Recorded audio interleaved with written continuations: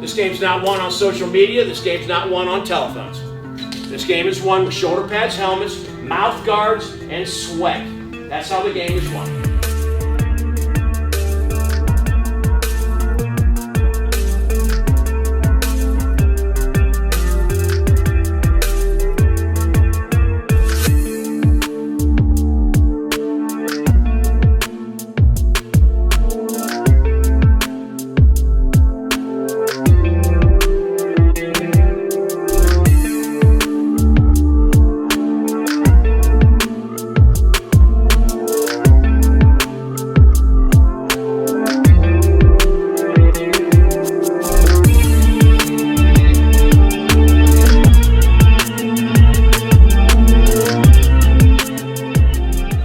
Week 10 of the Bill Neese's Coaches Show brought to you by Dick Lumpkin's Got a Bump, Call Lump. Coach Neese, Indians get a nice win on the road on a shutout, 24-0 over Vandalia Butler. It was the last game on the road for in road whites, so to speak, of the regular season. Coach, it was nice after had to make some adjustments at halftime. I had privy to, and boy, we really looked good there as we came through the second half and made some of those adjustments. I think so. I think the first part of the game, everything went well defensively for us. They came out with a couple wide open stuff, and I think this year we're a little faster than we were last year, and we were able to cover the perimeter a little bit better. Offensively, we had a couple issues here with a little bit of our blocking and a little bit of finding the hole. I think it was a combination of both. It wasn't necessarily all the offensive line. It wasn't necessarily all the running backs. I think it was a little bit of both. In the second half, we came out. Offensive coaches tinkered with a couple things, and it turned out that we were kind of did pretty much what we had been doing, right. Only we just got a different set of eyes on it. And I think once we had the different set of eyes, I think that's what helped out. Well, as you said, Coach, we jumped out and really was doing, and we were up fairly well, and then they, without getting too technical, they were, as a lot of teams, would put seven guys in the box and kind of changed up on the run scheme a little bit. So we had to make some adjustments on blocking and who we're blocking, and got the ball, and we took it right down the field there right as soon as we got there. And I think that being able to put Sam in a little bit just as a change of pace, getting a little bit bigger back in, and got his eyes in the right spot. Then Kai comes back in, and all of a sudden his eyes are boom right back where they belong. And so next thing you know, he's out, Sam's out. We don't need to have Sam anymore in there. Kai comes in and takes over the game. Yeah, I thought that was very interesting because, and I know Kai was trying to find his groove there in the first half, and got Sam back in, and I noticed, again, an example of leadership by example. He saw what Sam was doing. He saw the holes he was going to, and he hit that same way in Kai's own way of running, which is different style than Sam's. Exactly. But yet he was able to figure out within his own running scheme how he wanted to do things. Yeah, and again, what often overlooked or underlooked, however the case may be, or overgeneralized probably is the biggest thing, is that if a run play doesn't work, it's automatically, the line's fault. And I don't necessarily think that's always the case. Sometimes I think that stuff has to be shared with a lot of different people around the whole organization. And so we got in there, and actually it started off, there's about 17 different things everybody wanted to do, and then when we finally filtered it back down, it came down to just one thing, because sometimes you do have to maintain some simplicity in the entire deal. Well, one statistic that really jumped off the stat page to me as I was looking at it after the game was the defense. We hold them to under 100 yards of total offense, and that's a rushing, and that's pretty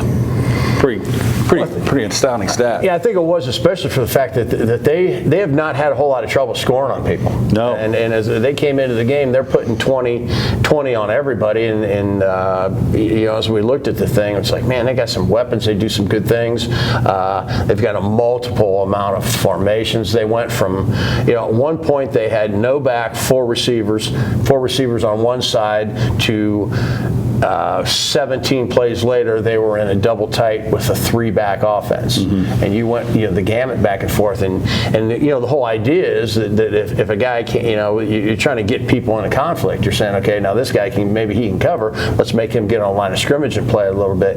And I really got to compliment our 2 outside linebackers, Mickey Anderson and Coltin Booker, that they're able to play in space, and then when needed, they're able to come up, and take on a kick out and do some other things. And our inside linebackers combined for, I believe, 24 tackles again between those 2 guys. And it's nice to have a night where the longest gain was 10 yards.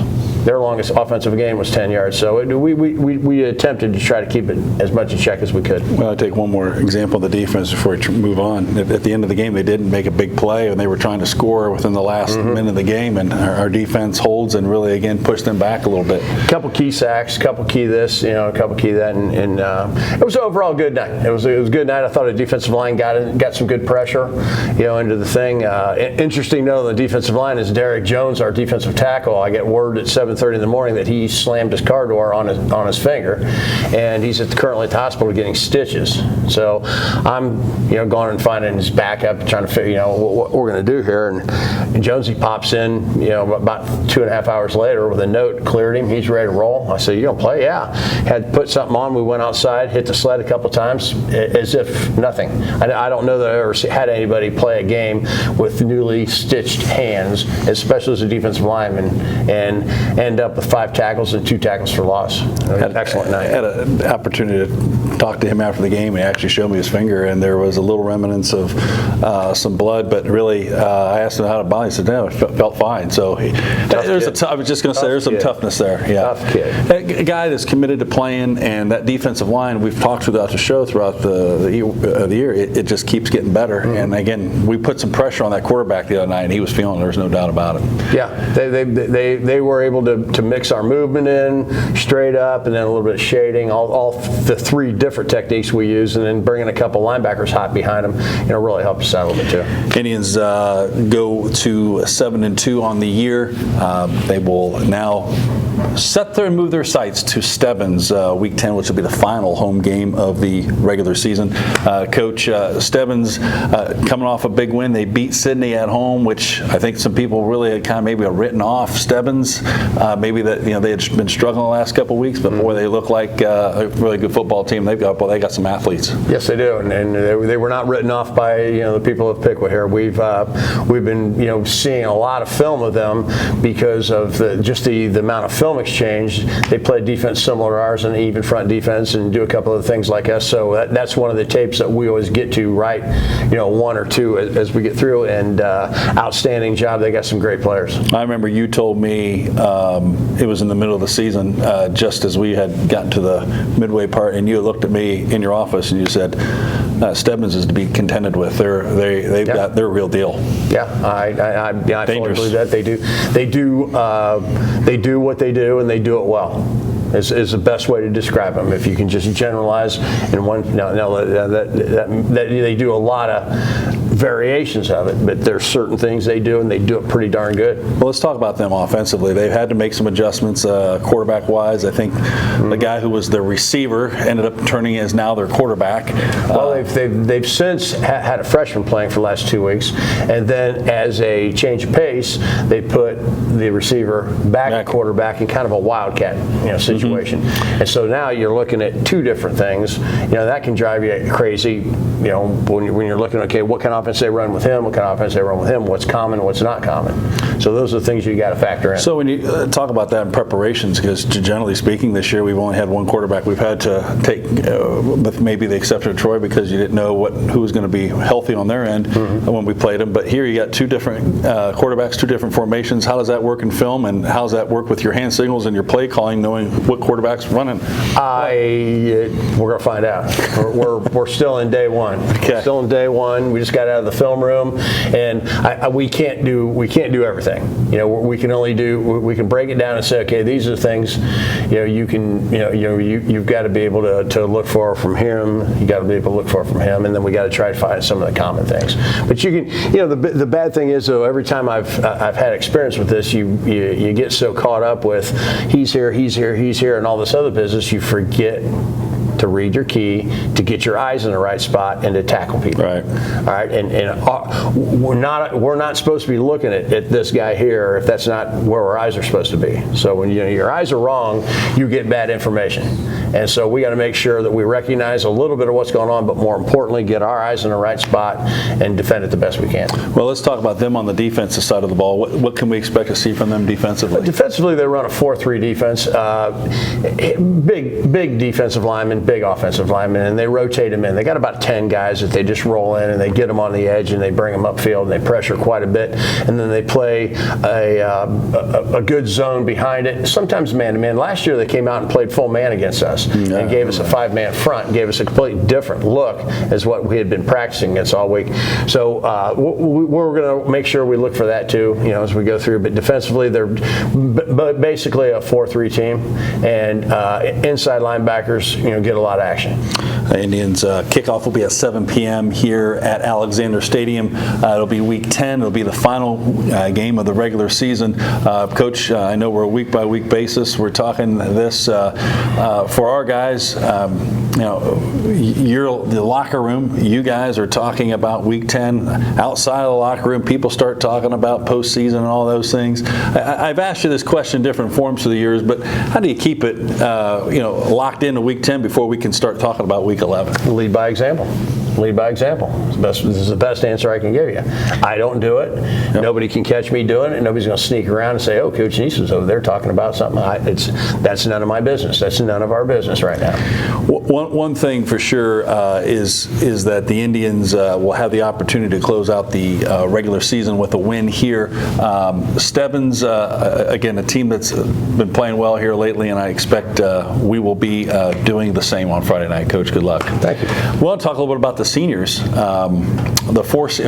got a new deal. We're going to talk to 4 seniors tonight. Usually it's 2, so we're going to go into 4. Talk a little bit about those guys. Dillion, and then Skinner, and Byron, and then Dreer. All those guys have been guys that have helped us in spots and have been role players for us, but yet guys that have been really important to have in our locker room. Yeah. Well, starting off with, Byron has been a great, asset to our program. He is a guy that comes in, works his butt off. At one point, he kind of knew he wasn't going to get a lot of playing time. Has never been a sour attitude. Mm-hmm. Comes in and enjoys it, and enjoys the fact that he's working with the team, and it's just generally a nice guy to have around. And I think Skin's the same way. Skin came in, and he was hurt a lot in the winter. He had something going on with his hip. Couldn't find exactly what was going on, and when they finally got it, it kind of put him behind a little bit in the weight room. And then from that point on, he was playing a little catch up too. But again, a guy that sometimes you think, well, there's a senior, he's not playing very much. You try to avoid him because there's some animosity or whatever.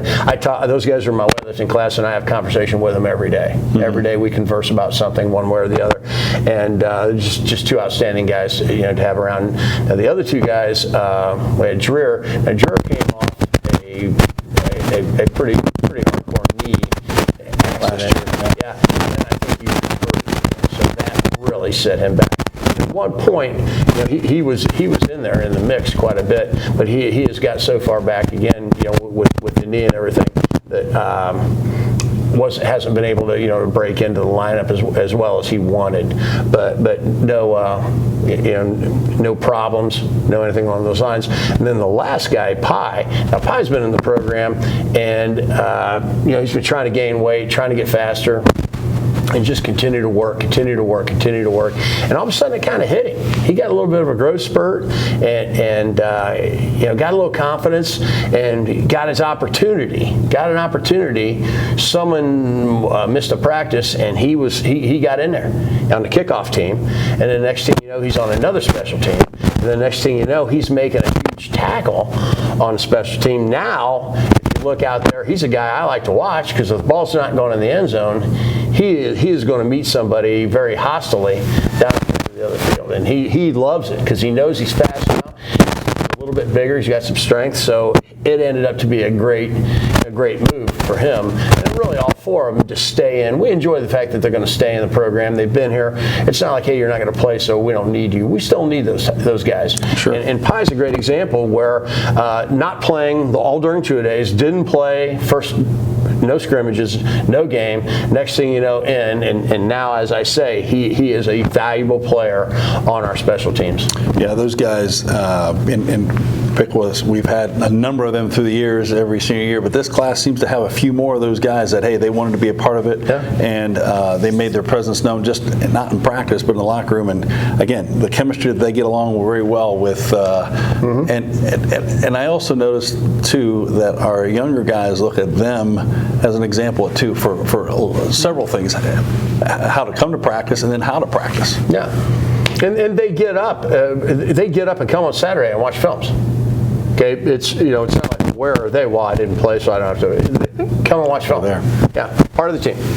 Coach, we certainly, again, we wish you well on Friday night as we go into week 10 of the 2022 season. Thank you. And we're going to come back and we're going to talk with those four guys. We're going to talk about those and what it means to be a Pickwa football player when we return.